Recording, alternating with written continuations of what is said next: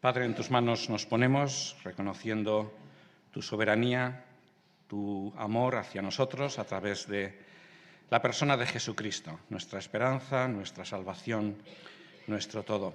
Gracias por la oportunidad de estar juntos. No queremos olvidar a otros hermanos en Ucrania, en Rusia, en Mozambique, en Nigeria, Siria, un montón de países donde tienen dificultades para congregarse, donde viven guerra. Señor, gracias porque nos permites que a nosotros, de momento, esto no nos alcance. Que pongas tus ángeles con nuestros hermanos, Señor, también con nosotros, y los protejas. Que pongas corduras en los gobiernos, Señor, para que estas guerras inútiles y crueles acaben. Gracias porque solo en ti hay esperanza, Señor, y hay amor y hay bendición. Que la gente entienda esto. Te lo pedimos en el nombre de Jesús. Amén.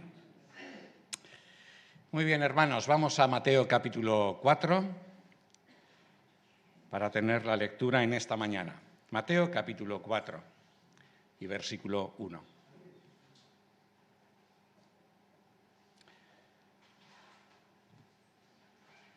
Leo en la versión textual.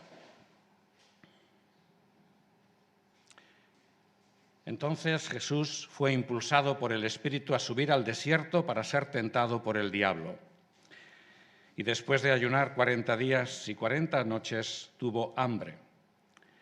Y acercándose el tentador le dijo: «Ya que eres hijo de Dios, di que estas piedras se conviertan en panes». Pero Jesús respondiendo, dijo: «Escrito está, no solo de pan vivirá el hombre, sino de toda palabra que sale de la boca de Dios».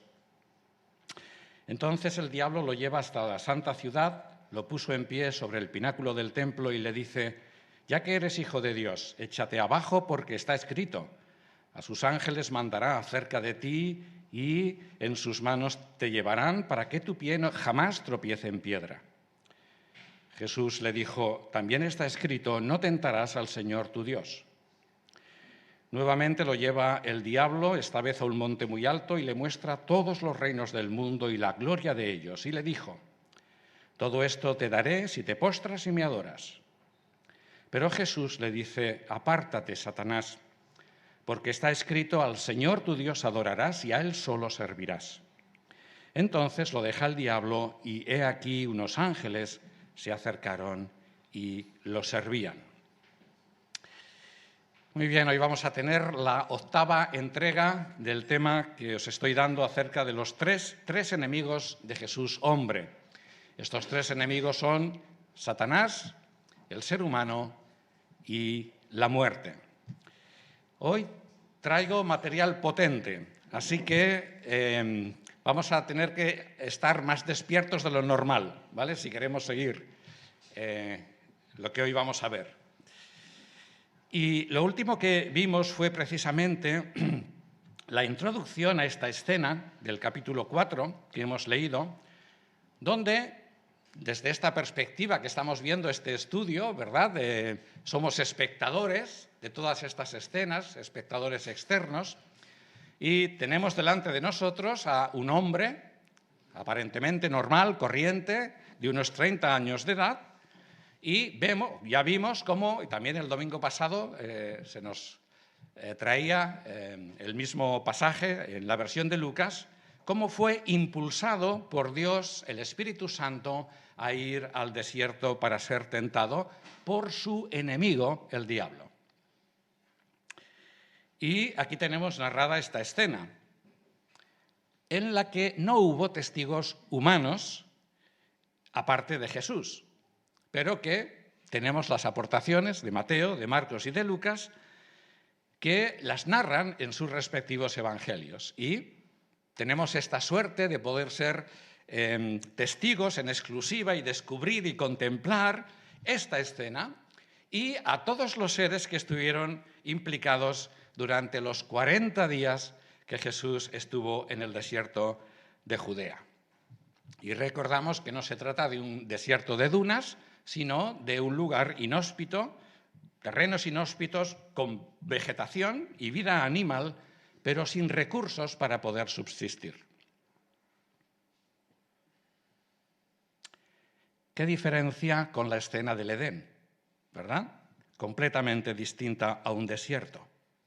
El Edén era un lugar confortable para vivir, un vergel, con agua abundante, con comida sin límite, el lugar ideal con el que todo ser humano soñamos, un Edén. Pero estamos en el desierto de Judea, no hay comida, posiblemente tampoco agua. El texto no dice nada de ello. Según parece, un ser humano puede subsistir bastante tiempo sin ingerir alimento. Todo dependerá también de la constitución física de cada persona, ¿verdad? Pero dicen que sin ingerir líquido, agua, no se sobrevive más de 4 o 5 días. Y como hemos leído en el texto y estamos observando delante de nosotros, vemos que Jesús es impulsado por el Espíritu Santo al desierto y descubrimos que no está solo allí. ¿Quiénes están? Dios, el Espíritu Santo, está con él. Es la persona de la deidad que lo ha traído aquí. Y como vimos el domingo pasado en la versión de Lucas, se reitera que el Espíritu Santo está con él durante todo este tiempo. En realidad lo está siempre. Dios, el Espíritu Santo. Ahora bien, descubrimos que no es el único ser del ámbito espiritual que está presente allí. También vemos que está Satanás, versículo 3, quien se acerca a Jesús. Satanás, recordad, lo hemos visto en esta serie, un querubín, un ángel caído, pero un ángel. También están allí presentes más personajes, ángeles de Dios, que están contemplando esta escena. Como hemos leído en el versículo 11, cuando Satanás se retira, son los ángeles los que se acercan a Jesús y lo asisten. No se nos dice en qué consistía esta asistencia. El texto dice simplemente que se acercaron a Jesús y lo servían. Además, la versión de Marcos aporta el detalle de que había por ahí alguien más, las fieras que vivían en ese desierto. Puede que sea un detalle que indique que del ámbito físico eran los únicos seres vivos que estaban por allí. Pero también nos recuerda en parte al Edén, donde, si recordáis, Adán y Eva estaban con los animales, con las fieras, aunque antes de la entrada del pecado en el mundo no había fiereza en los que ahora son fieros. Para ser más exactos, este cambio de actitud radical se produjo después del diluvio, como narra en Génesis capítulo 9, donde las condiciones de vida de todo el planeta cambiaron drásticamente, incluso también para los seres humanos y para todos los seres vivos. Así que en esta escena del desierto de Judea tenemos algo interesante, algo que hemos estado valorando durante toda esta serie. La realidad del mundo espiritual, hay un mundo ahí detrás que no sabemos muy bien cómo funciona, pero está, el ámbito espiritual y el ámbito físico, que lo conocemos a la perfección. ¿Vale? Del mundo espiritual, invisible al ojo humano, hacemos el repaso, Dios, el Espíritu Santo, está presente, está Satanás y están los ángeles de Dios que asistieron a Jesús. Y del mundo físico tenemos al hombre, Jesús, y las fieras. No se nos dice qué pasaba, si realmente había interacción, supongo que no. Es un detalle de que ahí había fieras. El objetivo de este tiempo de estancia de Jesús en el desierto, después de ser bautizado por Juan en el río Jordán, esto lo vimos en la sesión anterior, pues Mateo lo define claramente. ¿Cuál era el objetivo? Ser tentado por el diablo. Es decir, pasar por la misma prueba que pasó el primer hombre, o que pasaron Adán y Eva. Y como en Edén, en nuestra escena, la primera tentación tuvo que ver precisamente con la comida. Mira por dónde. La provisión de Dios para el mantenimiento de la vida humana, para quienes la comida y la bebida, el agua, la bebida, el agua, son esenciales para nuestra subsistencia. Ya lo dijimos en una de las sesiones. La diferencia estaba, como ya hemos dicho antes, en que en Edén había sobreabundancia de agua y comida, y solo se prohibió el comer de un solo árbol, ¿no?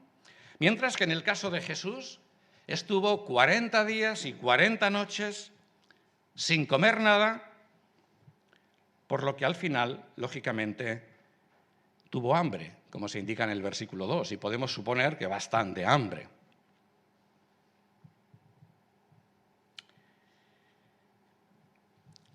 Hay quien aporta este pasaje para apoyar lo que llaman la disciplina espiritual del ayuno. Y dicen que si Jesús tuvo necesidad de ayunar, cuánto más nosotros. Jesús es nuestro ejemplo. Eso dicen los que defienden el ayuno. Pero decir esto es imponer una idea que no está en nuestro texto.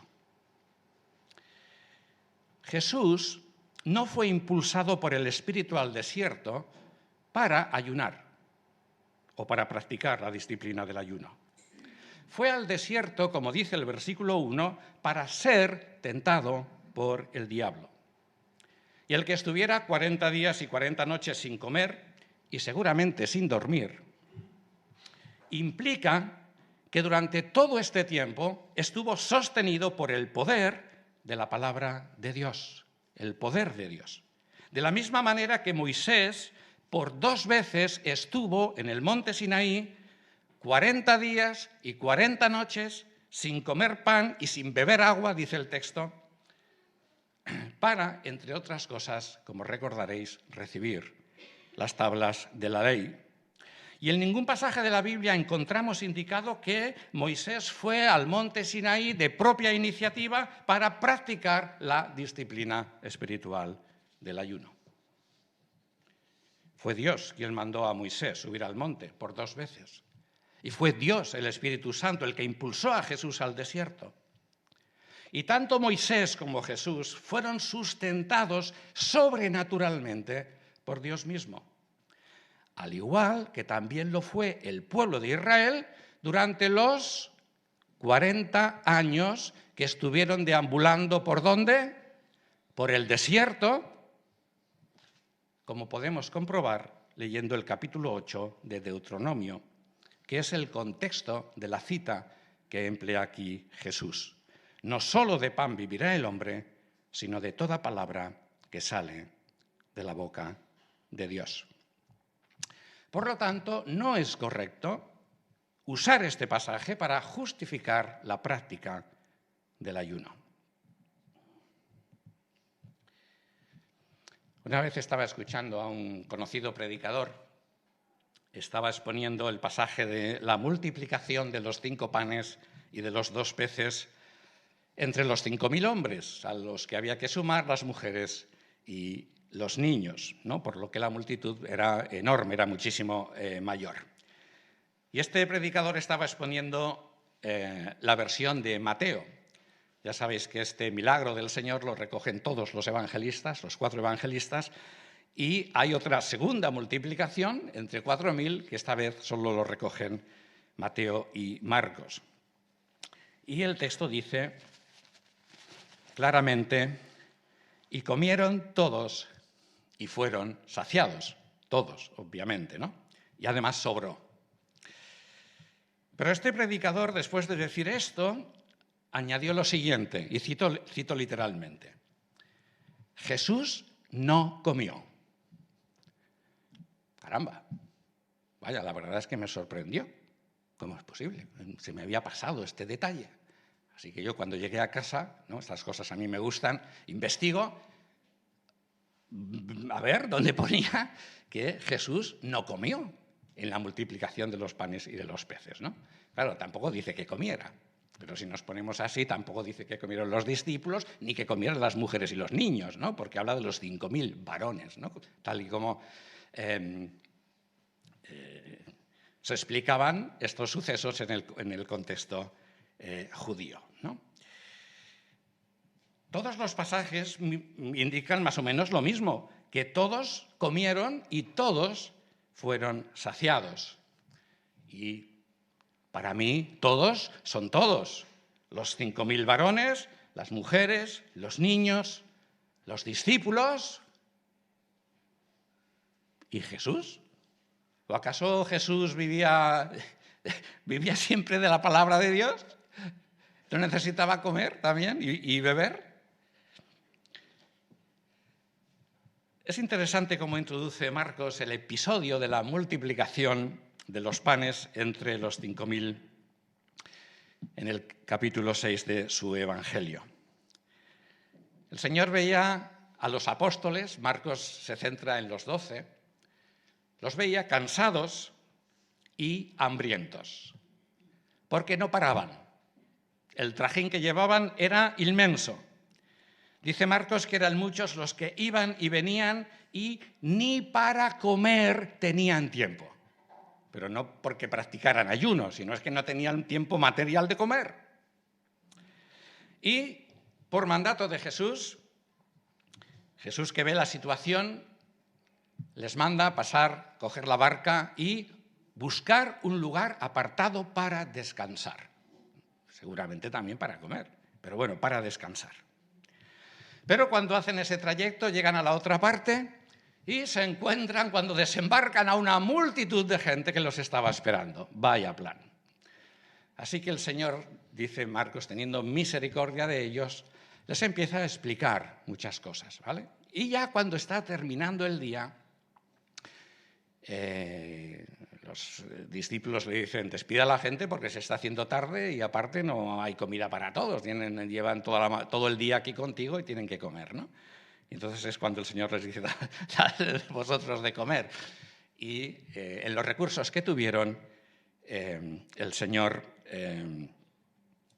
pues hizo la provisión, ¿no? Así que todos tenían hambre. Pero si había un colectivo que tenía un hambre atroz, seguramente eran los 12 y Jesús. Y no entiendo por qué cuando el Señor proveyó abundante comida para todos, que incluso sobró, se quiere imponer la idea de que Jesús no comía. Cuando en nuestro pasaje, en Mateo capítulo 4, que es otro contexto, ¿vale?, dice que el hombre necesita para vivir ciertamente la palabra de Dios, lo que Dios dice, pero también la comida y el pan. La comida, el pan, quiero decir, ¿no? No son cosas opuestas, son cosas que van juntas, hermanos. Os explico estas cosas porque muchas veces, sutilmente, imponemos nuestras ideas a lo que la Biblia dice realmente, ¿no? No sé por qué, ¿no? Pero a veces, quizá porque no investigamos, no cotejamos, ¿no? Y ponemos nuestros pensamientos y luego cuando vamos a la Escritura vemos que los textos no dicen lo que nosotros decimos que dicen, ¿vale? Y aquí tenemos dos ejemplos, así que lo digo precisamente para que tengamos cuidado con lo que decimos, al menos investiguémoslo primero. Versículo 2 del capítulo 4. Y después de ayunar 40 días y 40 noches, tuvo hambre. Y acercándose el tentador le dijo, ya que eres hijo de Dios, di que estas piedras se conviertan en panes.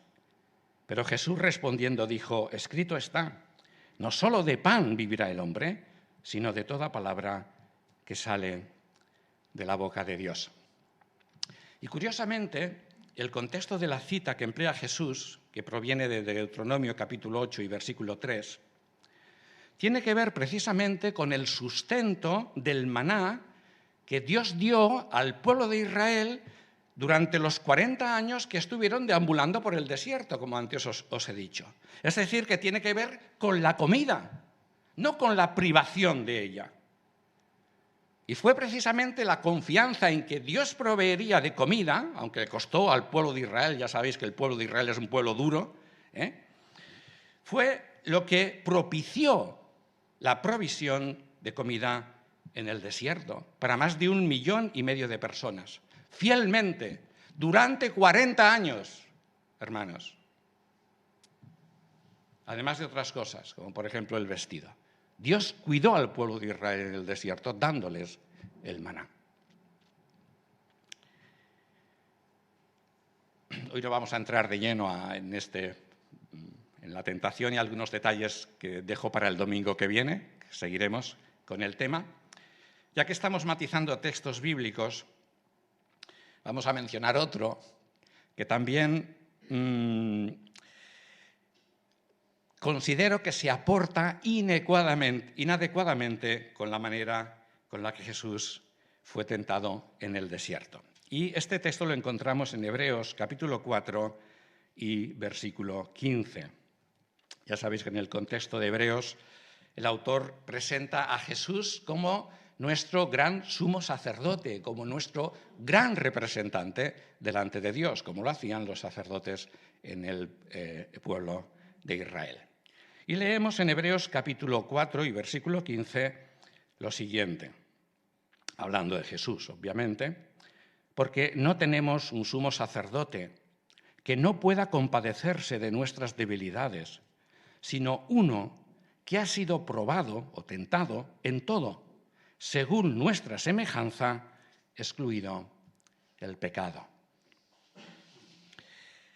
Así que siguiendo este argumento de Hebreos, se dice que la tentación de Jesús, que hemos leído en Mateo 4 y en los demás evangelios, ocurrió en su mente o en su imaginación, tal como ocurre con nosotros, ¿vale?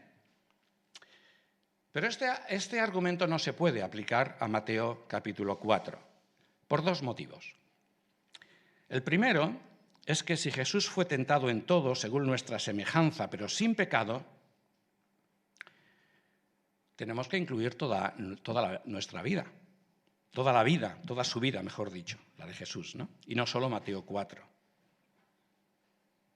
Es cierto que él no tenía pecado, pero ¿acaso cuando tenía 12 años de edad no sufrió las tentaciones externas que sufre cualquier niño de 12 años? ¿O de los 12 a los 30, de adolescente, por ejemplo, no vivió todas las tentaciones que vive un adolescente? ¿O de joven? ¿No vivió todas las tentaciones que se viven de joven o luego en la madurez hasta los 30? La respuesta a estas preguntas, en base a Hebreos 4, capítulo 15, es sí. Tiene que ser sí, es sí. El segundo argumento tiene que ver en cómo Mateo, y solo Mateo, narra la escena de la tentación de Jesús. Y Mateo presenta, como ya dije al principio, la interrelación del mundo espiritual y del físico. De hecho, el mundo espiritual es mayoría en la escena, ya lo hemos dicho. El único hombre era Jesús y por ahí estaban las fieras. Todos los demás estaban de la otra parte, pero estaban allí. El texto no nos dice más cómo estaban, cómo se presentaban, no lo sabemos y ahí no podemos decir nada. Pero es interesante observar, por ejemplo, cómo Mateo narra la intervención de ángeles en todo su evangelio. Por ejemplo, por 3 veces dice que se le apareció un ángel del Señor en sueños a José, ¿vale? Por el motivo del nacimiento de Jesús. O cuando ocurrió la resurrección de Jesús, según Mateo, un ángel del Señor descendiendo del cielo se acercó e hizo rodar la piedra y se sentó encima de ella. Me encanta esta escena, intento imaginármela, ¿no? Ahí el ángel viene pum pum y ahora se sienta. Venga, a ver, que venga, ¿dónde están los soldados? Se cayeron al suelo. Y en este caso, además, Mateo describe su aspecto, en ese caso sí. Era como un relámpago y su vestidura blanca como la nieve. Y si cotejáramos las intervenciones de ángeles en los demás evangelios, nos encontraríamos con expresiones más o menos parecidas. En cambio, en la narración de la tentación de Jesús que encontramos en el capítulo 4 de Mateo, Mateo emplea términos diferentes. ¿Por qué será? El diablo no aparece de repente. Ya estaba allí. Y lo que hace es acercarse a Jesús. Y lo mismo los ángeles en el versículo 11. Ya estaban allí. Estaban contemplando toda esa escena desde su ámbito espiritual. Pero estaban presentes. Y cuando el diablo deja a Jesús, son ellos los que se acercan y lo asisten, como ya hemos dicho antes, ¿verdad? Y si los ángeles interactuaron, seres espirituales, con Jesús, hombre físico en el mundo físico, también lo tuvo que hacer el diablo. ¿Por qué no? Qué importante es ver en esta escena, tal como nos la presenta Mateo, la interrelación entre el mundo espiritual y el mundo físico. ¿Por qué? Porque esto nos ayuda a entender la fuerza de la tentación que experimentó en esta escena Jesús y solo Jesús. Fijaos, versículo 5. Entonces el diablo lo lleva desde el desierto de Judea, que se encontraba situado al lado occidental del Mar Muerto, transporta a Jesús hasta la ciudad de Jerusalén y lo pone sobre el pináculo del templo. El domingo que viene diremos por qué el templo. No se nos dice si era de día o de noche, por ejemplo. ¿Pero esto sucedió en la mente de Jesús?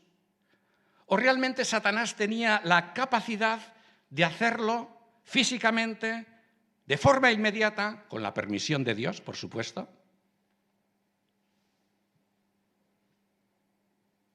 Según Mateo, Satanás lo hizo físicamente, al igual que otros ángeles interactuaron en el mundo físico.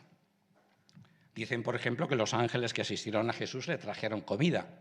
El texto no dice nada de ello, no lo sé, puede que sí o puede que no.